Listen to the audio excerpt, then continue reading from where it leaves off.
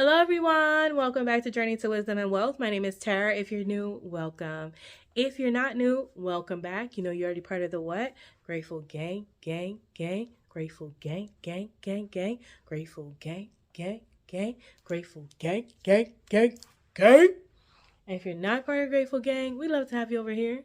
We'd love to have you. Am I doing that right, y'all?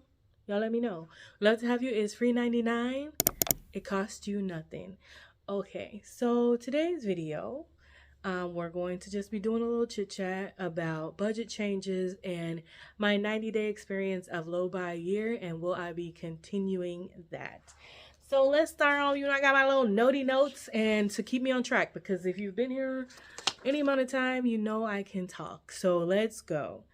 I did a no buy year. Rewind. I did a low buy year for 90 days for the full first quarter of 2024.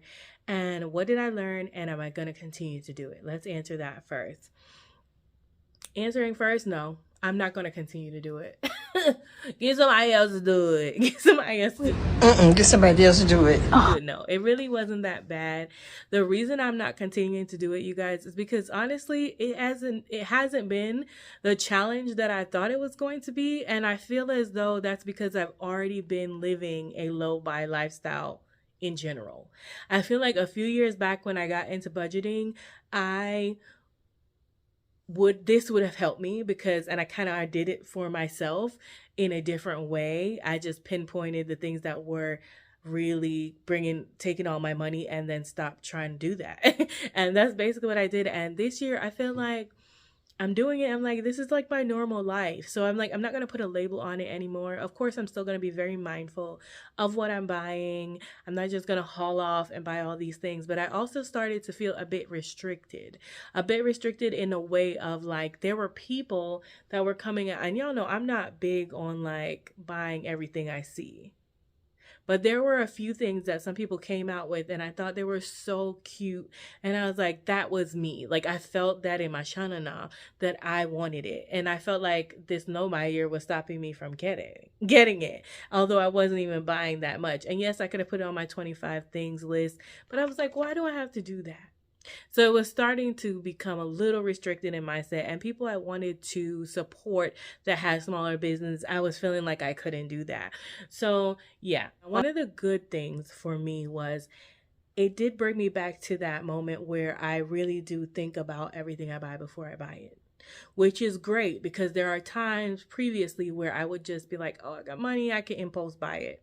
Or I've got money set aside for that. Or I don't have money set aside for it, I'll just pay it back later.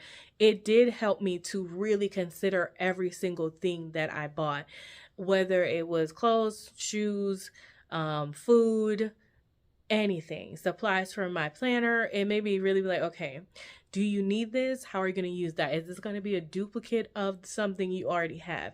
Do you have something else you can use? So I appreciated that 100%. Another thing was this low buy year, I found that I was so focused on not spending that I almost forgot that I needed to also be saving for certain things. So I knew that I wanted planner stuff once per quarter. I knew I was going to need Bath and Body Works. I would need simple things like underwear, y'all. And it's like, I didn't think about that. I was just thinking, oh, I got to not spend. Don't spend. But I forgot to save. Like I was saving for my HVAC, which was a top priority of mine, and a few other things are here there, but I wasn't forward thinking enough to save for some of the other things. So that was kind of like, I was like, girl, and then it was like throwing me to think about it because I'm like, oh, I really don't want to spend, although they were things that were allowable in my low buy year. So that was another thing for me. I also realized that I want an ease of life, like a very simplistic, easy life, and a lot of the extra tracking, and I'm still going to be tracking, don't get me wrong, tracking has been good, especially since one of my budget changes kind of requires that I do it, but yeah, it was kind of like not giving me easy, simple vibes, and I'm just not trying to add anything to my life that is not giving me easy, simple vibes. A good thing though was that I was very much more creative. If I couldn't buy it, like because I said I wasn't going to, I found another way to creatively do what I needed to do. Sometimes it wasn't the best. Sometimes it was great. I was like, oh my gosh, that was a great idea. I used something I had already. So that was amazing. Also, it helped me to focus on quality over quantity. So I wanted to make sure that I had things that were going to last me a longer time because I didn't want to continue to buy them, if that makes sense. The bottom line for me, y'all, is that I'm still going to be living a low buy lifestyle because that is a lifestyle that works for me. And it is something I was already doing, but just with less self-judgment and the self-restriction that this low buy year had put me in the feeling of. Not to say that anyone's judging me, not to say that I was restricting myself, and I just don't think I need to. So now let's talk about budget changes. But first I want to just share something that was on someone's t-shirt that really, I was like, oh, that's so true. It said, focus on the good and the good will come into focus. It reminds me a little bit of Caprita over at Budget Smart 55, who's always like, see the positive vibes, see the positives, and the positive will come to you. Yeah, girl, this one, I thought of you for sure. But focus on the good, and the good will come into focus. I love that. Just bring that into this next quarter with you guys to keep a focus on what's really important, what's really good. Because life, for me, I'm learning it's not all about budgeting and not buying and saving. Fun. I keep telling y'all, it keeps resounding sound in my head. You need to have some fun. You only have one life and you need to do something. Like I said, fun is different for everyone. Like for me, trying new classes at the gym is fun. Eating new places, because I'm a foodie, is fun. You know, a trip would be fun. Visiting friends that I love and I know aren't going to get on my nerves is also fun.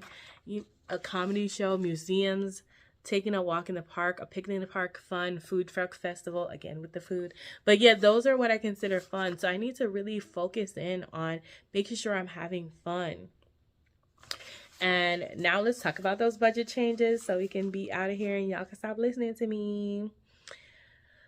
Taking out the cash monthly will remain, but using the cash is only going to be for gas and possible giving. Possible giving meaning like if I wanted to give and support an Etsy shop or someone, my sister or someone, I just wanted to buy something for them, that might go on the credit card.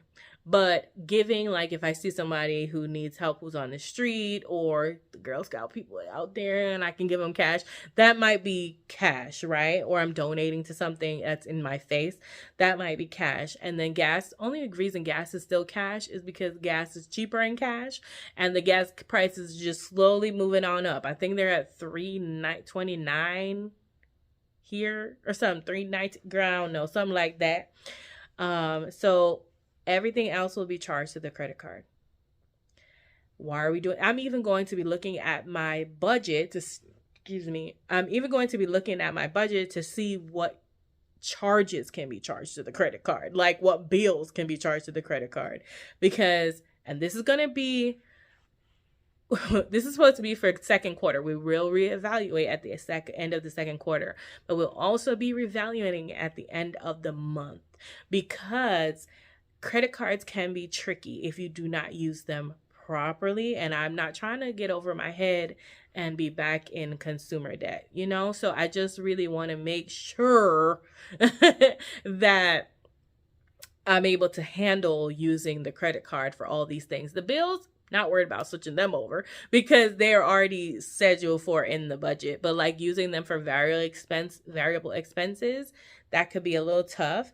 So I know a lot of people are like, well, girl, you already digital budget. Why even bother taking the cash out? Why don't you just put the money like digitally? Because I thought about putting it over in Ally, making different buckets for gas, groceries, and doing it like that. Because my girl JB's 2 cents, if you haven't checked her out, definitely go check her out. She has a great channel. She does cashless envelopes through her Ally Bank, and I believe somebody, Desiree, I Desire Wealth might do that with some of her sinking funds as well. So that was a thought that crossed my mind. However, because I still want to stuff some savings in cash, I'm just going to take the cash out, put them in the envelope, not bring the cash around with me except for gas and giving. And then I will take money out of the cash on a weekly basis to pay back the credit card. Hope that makes sense. I'm thinking I'm going to use just my Capital One credit card. However, I will be looking into Discover as well. I have a Discover card already, and Discover card tends to do special promotions on certain things per month or months. And I feel like Capital One bought out Discover, but they give you more cash back reward on certain things. So if, let's say, they're giving cash back rewards on all grocery stores, then I'm going to probably put my groceries on there for the month, because I want to get as much. If I'm going to use the card, then I also want to see if I'm going to be able to get back cash back rewards at a better rate. That way I'm have the money, I'm using the card, but I'm also getting money back. I hope that makes sense. I'm also going to be moving, and this may just be a short. I'm not sure how fast I can make that happen, but I'm going to move my YouTube Pay to Ally Bank so I can break it down into buckets. I think the buckets are going to be spending, saving, taxes, and tithes. So I want to be able to move my YouTube over there and then like separate it out so that I can see it differently, so I don't touch money that should not be touched. Savings challenges are going to stay. Of course, y'all know I went to that 100 envelope challenge. However, we don't know when that's going to be finished. That's going to be an ongoing thing because that's $5,000. And looking at my yearly budget, don't know. That $5,000 is not there, but God is bigger than what I see. And we live by faith and not by sight. So I will be adding 3 scratch offs to this, though. They were too cute. This is what I'm talking about. These are the cutest things from, I think it's SNC Budgets, Cynthia and Cassie J. So SNC Creations. I'm probably jacking that up. Okay. But this Cynthia and Cassie J Budgets has a Etsy shop. And they came up with the cutest scratch-offs. And y'all know how I feel about my afros and my brown girls. So she came off with this scratch-off. And y'all know I don't even like scratch-offs like that. But I had to pick them up. I picked up 3 of the low-income ones, which was another thing I really loved about it. She gave you the option of low income or high income, and you can mix and match. And so I bought 3 of the low income, and I already know what I want them for. One is going to be for Bath & Body Works restock because we're running out. One is going to be for underwear. Don't be judging me, like literally. And then house guests coming in June. Bestie's coming in June. The bestie's coming in June. So she's coming in June. And I just want to have some money put aside. Excited. Yes, scratch offs give me anxiety. But I also feel like this is also going to be, if you saw my goals for Q2, this is also going to be a way for me to work on perfectionism. I think scratch offs only give me anxiety because I want to be perfect. I don't want to IOU anything. I don't want to have, oh my God, I don't like that. I don't like owing people. I don't think there's anything wrong with not wanting to owe people. Like, I feel like that should be a trait. You don't want to owe people. But I think it's going to help me kind of like calm that down a little bit. Like, it doesn't have to be perfect, Tara. It's you're owing yourself. You could pay yourself back. Okay. And so those saving challenges will be kept. And then I think, my girl Celissa from Beautifully Me and You, she had a April Fool's 24% off sale in her shop on April 1st. So I bought one of her scratch offs, which I think will go along with the house guest thing because I need as much money saved up by then. I think another choice all of these are, they could come or they could go. But I am considering any leftover buffer money or things like that are going in the normal digital budget will go to either emergency fund, all the things saving, general miscellaneous savings fund, or household, because household is not getting enough money. In my head, it's not getting enough money, y'all. Like, it needs to get more money. I'm going to need things in my household. I'm still going to be tracking, like I said, because I'm putting everything on the credit card. Tracking to me is now even more important. But the way I was doing the tracking before became quite annoying to me because I was tracking the cash on like a tracker behind the cash. Then I was writing the tracking in the binder, in my A5 binder. It was too much writing. So this time around, what I think I'm going to do is I'm already going to have all the charges on the credit card. I'm already going to have all my receipts to kind of confirm. I'm just going to be tracking one time in the A5. Like we'll write out all our transactions together on the A5 versus what is on the credit card. Okay. If you have any ideas, let me know down below that I can make this system any better. I'm also here. And then last but not least, I'm going to share ways with you that I think I'm going to help myself stay in control with this credit card. Because I know when we say credit card, a lot of people are like, girl, where you going, girl? No, ma'am. And I felt that way too, but at some point I have to learn to trust myself or not. We're going to try it. And if it don't work, it don't work. But the things that I think are going to help me stay consistent and keeping my spending under control are still implementing no spend days. Like I'm still going to try to get 10 to 15 no spend days. Still buying my gas and cash. I'm going to attempt to order most of my groceries online, which means I'm going to have to meal prep, know exactly what I'm getting, order the majority of the groceries outside of like produce and maybe meat, and pick those up in the store, but know what I'm going for. Stay away from my trigger stores like Dollar Tree, Home Goods, like things like that if I don't need to be in there, and track my spending on a weekly basis so that it's top of mind every week. It's not like, oh, we might have this money. Oh, we might not have this money. No, ma'am, we either got it or we ain't out. Okay.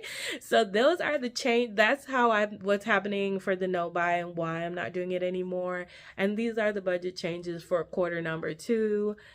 Wish me luck, y'all. Let me know down in the comments what you think about them. Are you worried for me? Just pray for me either way. Let me know if you're doing any budget changes for quarter 2. I'd love to hear them.